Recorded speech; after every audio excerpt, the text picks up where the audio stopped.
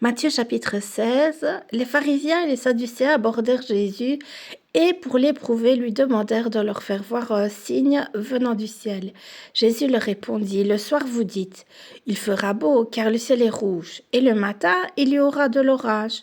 Aujourd'hui, car le ciel est d'un rouge sombre. Hypocrite, vous savez discerner l'aspect du ciel et vous ne pouvez discerner les signes de temps. Une génération méchante et adultère demande un miracle. Il ne lui sera donné d'autre miracle que celui de Jonas. Puis il les quitta et s'en alla. Les disciples, en passant à l'autre bord, avaient oublié de prendre des pains. Et Jésus leur dit, gardez-vous avec soin du levain des pharisiens et des sadducéens. Les disciples raisonnaient en êmes et disaient, c'est parce que nous n'avons pas pris des pains. Et Jésus, l'ayant connu, dit, pourquoi raisonnez-vous en vous-même, genre de peu de foi, sur ce que vous n'avez pas pris des pains?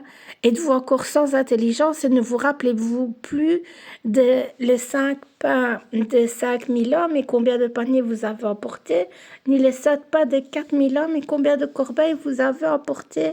Comment ne comprenez-vous pas que ce n'est pas au sujet des pains que je vous ai parlé?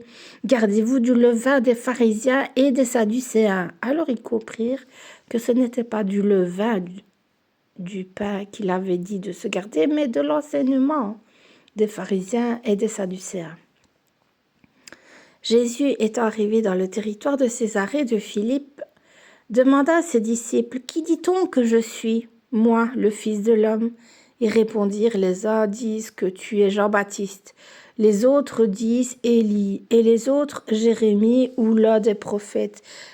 Et vous, leur dit-il, qui dites-vous que je suis?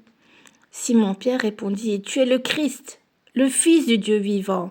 Jésus reprenant la parole lui dit, tu es heureux Simon, fils de Jonas, car ce ne sont pas la chair et le sang qui t'ont révélé cela, mais c'est mon Père qui est dans les cieux. Et moi, je te dis que tu es Pierre, et que sur cette pierre je bâtirai mon église, et que les portes du séjour des morts ne prévaudront point contre elle.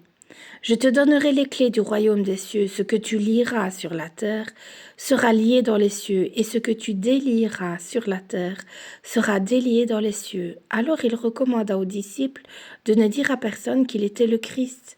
Dès lors, Jésus commença à faire connaître à ses disciples qu'il fallait qu'il allât à Jérusalem, qu'il souffrit beaucoup de la part des anciens, des principaux sacrificateurs et des scribes, qu'il fut mis à mort et qu'il ressuscita le 3e jour.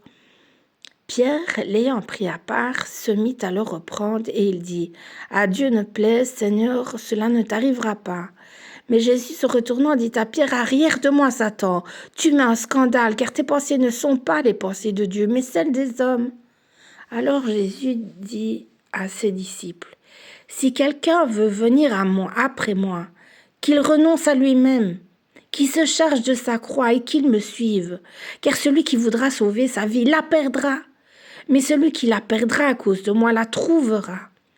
Et que servirait-il à un homme de gagner tout le monde s'il perdait son âme?